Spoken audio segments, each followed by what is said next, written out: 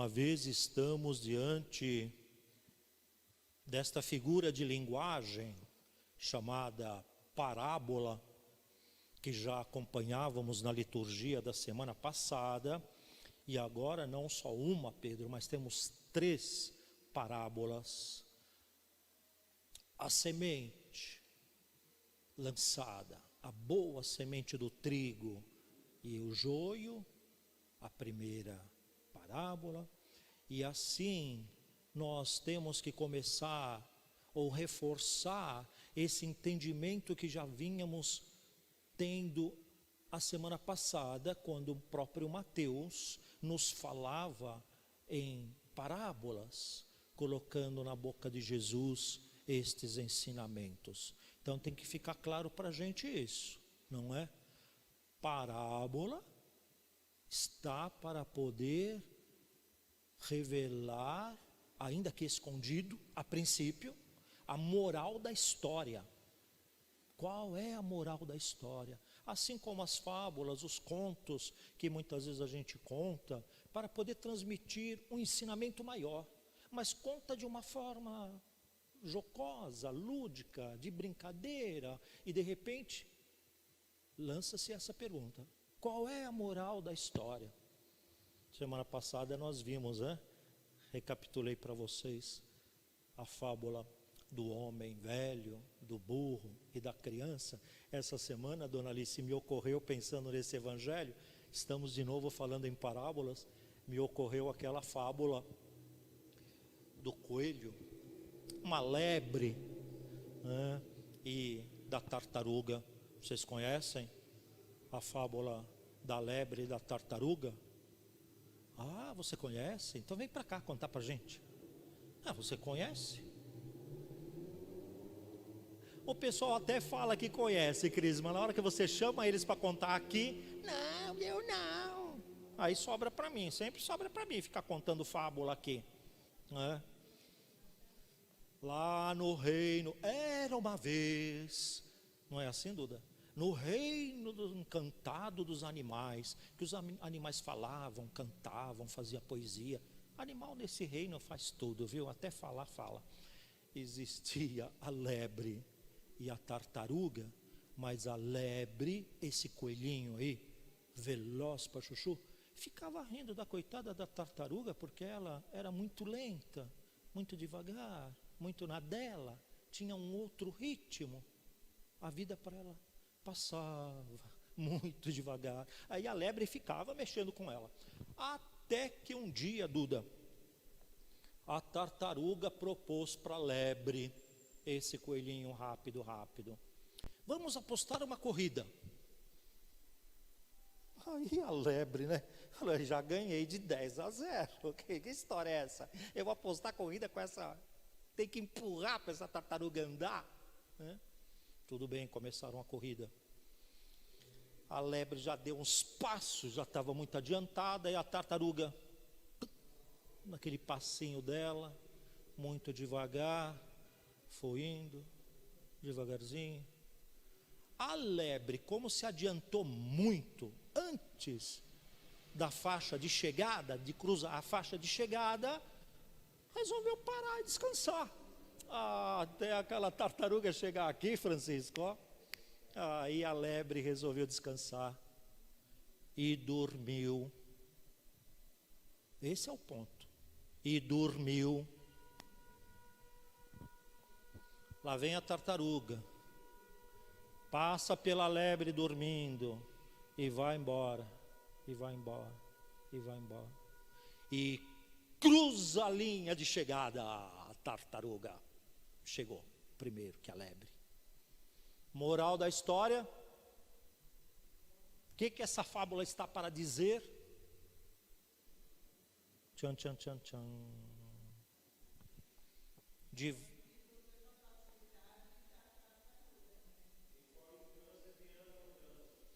Caracas, moleque, ai que bonito. Quem corre, cansa. Quem anda, alcança. Olha que bonita interpretação. Olha que bonita a moral da história. Quem corre, cansa. Quem anda, alcança. Ela foi andando, Tá vendo? Nós podemos tirar tantas moral, né? Uma delas é justamente essa, né? Devagar. Devagar se vai ao longe. Outra, devagar e sempre. Está vendo que por trás de uma fábula, por trás de uma alegoria, por trás de uma metáfora, existe uma parábola, existe a moral da história. Por isso, atrás destas 3 parábolas que nós temos hoje, qual é a moral da história? E um autor que eu li esta semana faz essa comparação maravilhosa quando ele fala destas 3 parábolas, mostrando que a moral da história, quer seja da parábola do joio e do trigo, quer seja a parábola da mostarda, quer seja a parábola do fermento, ele falou, a moral que une todas essas é a mesma daquela passagem escrita pelo próprio Mateus, quando fala das 3 tentações do Cristo. Quais são mesmo as 3 tentações do Cristo? Tá bom, vai, vocês não são tão corajosos. Eu falo, vocês completam, hein? Jesus foi levado, era uma vez, Jesus foi levado no deserto, e lá o diabo tentou ele por 3 vezes. A primeira, quero que vocês completem, hein? A primeira vez, pegou uma pedra e disse para Jesus, transforma essa pedra em pão. Depois subiu numa alta torre do pináculo do templo e falou para ele, joga-te daqui abaixo, que os anjos de Deus vão te segurar, vão te levar nas asas e você não vai sofrer mal algum. Primeira parábola, primeira tentação, segunda tentação. Depois levou no lugar alto que se via o mundo inteiro e falou para Jesus, está vendo tudo esse reino aqui é meu, se tu te ajoelhares diante de mim e me adorar, eu te darei tudo, porque tudo, diz o diabo. Quando esse autor comenta essas 3 parábolas hoje, ele faz esta comparação, da mesma forma que o Mateus colocou 3 tentações durante a provação de Jesus ali no deserto, ele fala destas 3 parábolas para poder mostrar para a gente que é a mesma moral da história. Olha só, o joio e o trigo, tanto quanto a pedra transformada em pão. Quando este agricultor percebe que a boa semente estava empesteada de erva danadinha, ele fala, não, deixa crescer os 2 juntos. E esse autor que eu li essa semana dizia justamente isso. Fala, assim somos nós, trazemos em nós a boa semente. O estado de graça que recebemos no batismo já está em nós, mas depois as circunstâncias da vida vai fazendo com que a gente vá agregando, vai juntando para si tudo aquilo que não presta. E aí vamos caminhando com estas coisas, e muitas vezes a tendência nossa não é nem olhar para nós, dona Hermínia, mas olhar para os outros, como nós sendo o trigo e os outros o joio. Assim era a tentação da comunidade primitiva, viu, Sidney? Será que era só da comunidade primitiva? Será que era só os primeiros discípulos de Jesus que se sentiam os cara porque tinham saído na foto do lado do mestre? E olhava os outros e falava, cambada de joio, tudo perdido, deve queimar no fogo do inferno. Será que era só eles que passam por esse tipo de provação? Nós também recebemos, Duda, a boa semente. Semana passada eu falava para você também. O semeador saiu a semear e jogava a semente aos punhados. Caiu onde caiu? Caiu em terra boa? Caiu no meio dos espinhos? Caiu na nossa parte, joio. E nós vamos ter que lidar com isso. Perguntaram para sua santidade o Papa Paulo VI, de todas as parábolas de Jesus, do Evangelho, do Novo Testamento, sua santidade, qual é a parte mais difícil para o Senhor? E ele pensou um pouquinho e diz o biógrafo dele, sua santidade respondeu: a página mais difícil do Evangelho, para mim, que eu tento viver, me esforço, mas acho muito difícil, é justamente a parábola do trigo e do joio. Porque se a gente convive, a gente vai perceber em nós, vai perceber no outro, tanto o trigo como o joio, e viver esta contrariedade na nossa própria vida, dentro da casa da gente, na comunidade da gente, mesmo sabendo que o semeador saiu a semear e jogou um punhado de semente e caiu, temos o estado de graça recebido pelo batismo. Está em nós o reino. Chuva de graças, acabamos de cantar. Chuva para poder regar a terra, amolecer o nosso coração, para que essa semente possa produzir frutos, porque senão fica só ali a semente e nunca produz.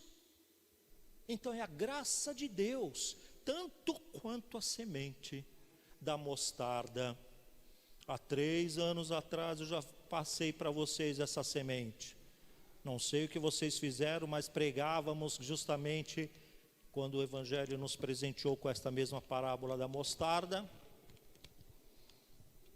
Eu pedia para que nós guardássemos a fé, refletíamos a respeito disso, e eu sei disso, mesmo passando 3 anos, porque eu distribuí uma semente de mostarda para cada um, e a minha, eu colei no espelho do banheiro, está lá colada até hoje com durex lá, todo dia que eu vou escovar o dente eu olho para ela, e ela diz para mim: guarda a fé. Refletíamos a respeito do que é guardar a fé. Não sei se você lembra, Pedro, você estava aqui com certeza. Muitos comeram a semente. Foi muito lindo, porque para não perder, eu lembro da missa das crianças, para não perder, porque é tão pequena, eu vou distribuir para você uma semente. Depois você pega aqui uma semente dessa. Aí a criança, para não perder, Sandrinha, colocou na boca, comeu. Falou: mas cadê a semente? Eu guardei na boca, agora acabei engolindo. Não é mostarda, aquela que a gente coloca lá no McDonald's? Só que essa é a semente, né? Aquela é uma pastinha lá que moeram essa semente e fizeram, né? Uma pastinha de mostarda, não é? Aí falou assim, comeu. Eu falei: nossa, que coisa mais linda. É que eu quero guardar a minha, vou colar no espelho, mas eu deveria também ter comido essa semente, para ela produzir fruto. É um símbolo da fé, das bênçãos de Deus, da chuva de graças que nós recebemos. Mas o bacana desse autor que eu estudei essa semana, gente, que ele fala, diferentemente do semeador que saiu a semear e jogou um punhado de semente, a semente da mostarda não se semeia. Ela é tão pequena, tão frágil, que ela tem, é como a nossa árvore aqui, ela tem um pelinho, o vento bate, espalha a semente, não é plantada. O reino de Deus é comparado a uma semente de mostarda. É o próprio Senhor que faz cair aqui, acolá, com o sopro do seu Espírito.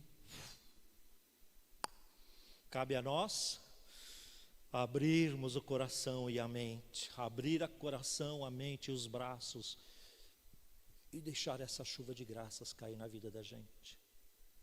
Fermento, essa parábola do fermento. A mulher, o reino de Deus comparado a uma mulher. Tanto a mulher como o fermento, ao tempo de Jesus, eram duas coisas completamente indesejáveis. Mulher não tinha voz nem vez. E Jesus compara o reino a uma mulher que pega a porção de farinha e coloca o fermento para levedar a massa. Olha que afronta, olha que Jesus está falando, né? O pessoal se sente insultado. Mas Sidney, será que é só o tempo de Jesus que a mulher é zero à esquerda? Há um pouco tempo atrás, não faz muito tempo, o senhor presidente da República falou em alto e bom som: eu tenho 3 filhos homens, aí eu errei a mão, nasceu uma menina temporão.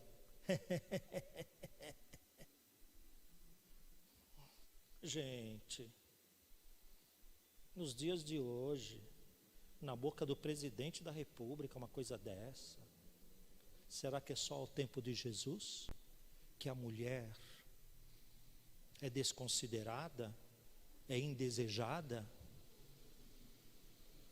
Que nós possamos, gente, querer abraçar o reino, querer que ele frutifique na gente. Novo Testamento, palavra de Jesus, boa nova do reino, Alex, não é uma mofadinha para a gente encostar a cabeça e repousar, não. Tem que nos incomodar, tem que nos questionar, tem que fazer com que a gente reveja os nossos valores. Aí estamos no segmento de Jesus. Que nós possamos abrir-nos a esta dimensão. E assim como o fermento, vamos, para finalizar, cantar de novo aquela canção, bem em forma de oração, deixar essa chuva de bênçãos cair na vida da gente, e que nós possamos deixar esse fermento do reino. Alguém já fez bolo, alguém já fez comida? Deixa eu engolir essa semente, senão eu vou ficar. Tem até gostinho de semente de mostarda. Alguém já fez bolo, já fez uma comida que teve que levedar, que colocou fermento? A minha mãe usava pó royal. Não sei se existe ainda pó royal. Você sabe o que é levedar a massa, né? É um monte de massa assim para um monte de fermento, é isso? Hã? Não, né? É um monte de massa assim para um. E depois você mexe a massa, e depois o fermento desaparece. Ou se você comer a massa, o bolo, o macarrão, o nhoque, que foi fermento, se você achar 1 grão de fermento, pode ter certeza que ela errou na massa, porque o fermento tem que desaparecer. O reino de Deus é imperceptível como fermento, ele desaparece. O reino de Deus não são fogos de artifício, Maria do Cacá, não é uma coisa espalhafatosa, ele está no meio de nós. Que o Senhor possa nos dar olhos para ver o reino, perceber os seus sinais acontecendo aqui e agora, o verdadeiro céu, através da solidariedade, através da justiça, através de todos esses que nós chamamos os valores do reino. Mas ele é imperceptível, Sidney, como fermento, ele some, ele tem que diluir na gente. Quanto mais ficar diluído, menos eu apareço e mais a glória de Deus. Por isso, Iago costuma dizer sempre isso: qualquer situação para o meu bem mas para a glória de Deus. Acho que nós temos que começar a agir como agem aqueles atletas de Cristo que entram no campo de futebol. Ao menos entravam, hoje em dia nem eles entram no campo, né? Se entram, não entram com torcida. Mas é bonito, você já viu, Iago? Os atletas de Cristo entrando? Você já viu ele fazer um gol? Faz o gol, daqui a pouco ele para e está dizendo, para o meu bem, mas para a glória de Deus. Que o fermento possa diluir, que nós possamos desaparecer e a glória de Deus brilhar. Que essa chuva pegue a mim, pegue você. Chuva foi feita para molhar, né? Se bem que a gente sai na chuva de guarda-chuva. Guarda-chuva e capa e máscara, né? Vamos cantar juntos, vamos pedir ao Senhor que esse reino de Deus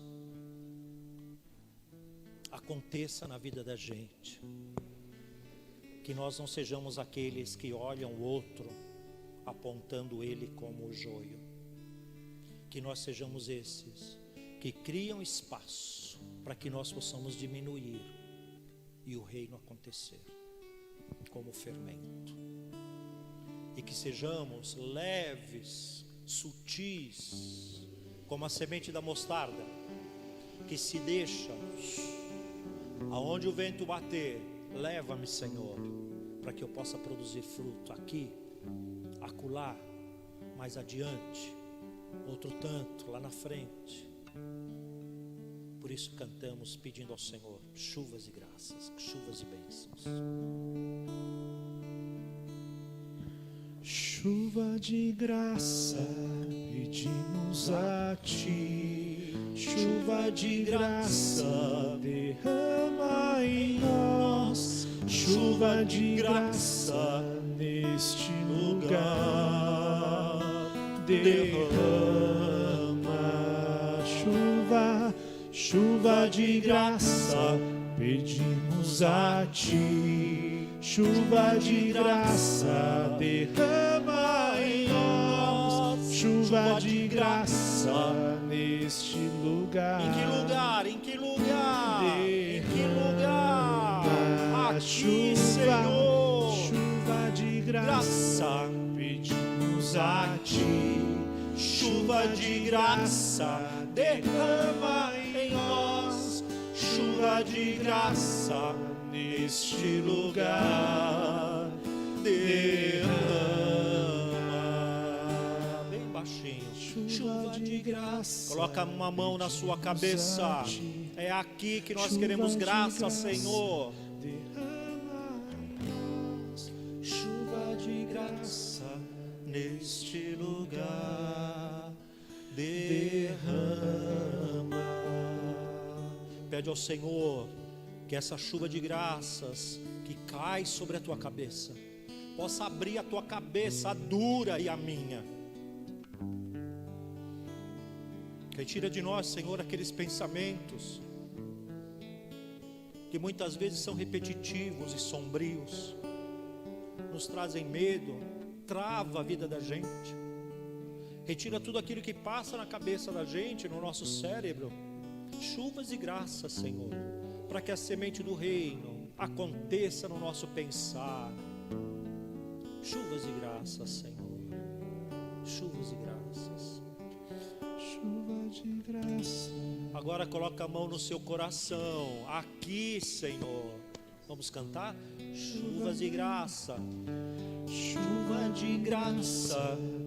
Nesse lugar. Chuva de graça. Derrama em nós. Chuva de graça. Neste lugar. Coloca a mão no coração. Estou vendo gente ainda com a mão na cabeça. Haja pensamento ruim, hein? Pedimos a Ti. Chuva de graça, Chuva Senhor. de graça. Chuvas de graça. Derrama em nós. Chuva de Graça neste lugar. Derrama.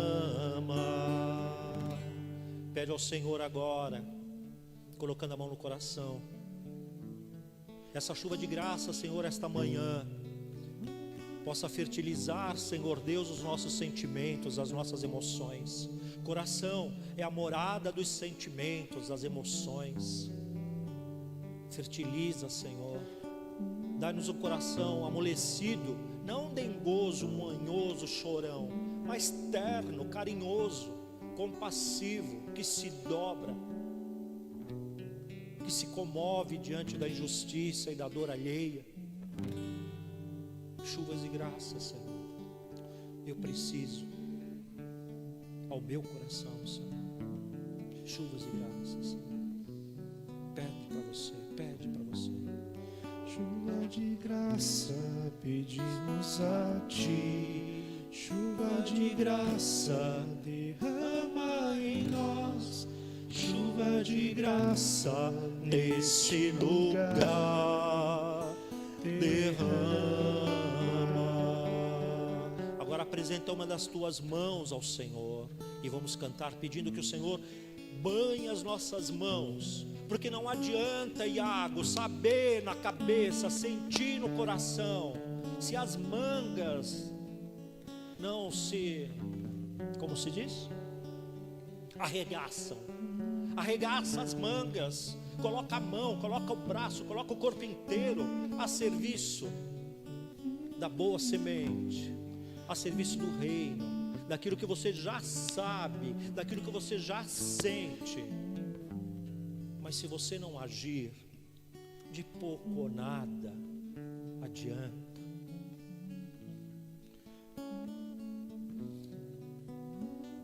Dai-nos mãos, Senhor Deus, para abençoar. Dai-nos mãos para socorrer. Dai-nos mãos para acarinhar. Dai-nos mãos duras para corrigir. Chuvas de graças, Senhor. Chuvas de graças, Senhor, nós te pedimos. Por isso cantamos juntos. pedimos a Ti. Chuvas de graça, Chuva de graça, derrama em nós. Chuva de graça nesse lugar, derrama. Vamos cantar? chuva de graça, pedimos a Ti. Chuva de graça derrama em nós. Chuva de graça neste lugar, derrama. Chuva de graça, pedimos a Ti. Chuva de graça, derrama em nós. Chuva de graça neste lugar,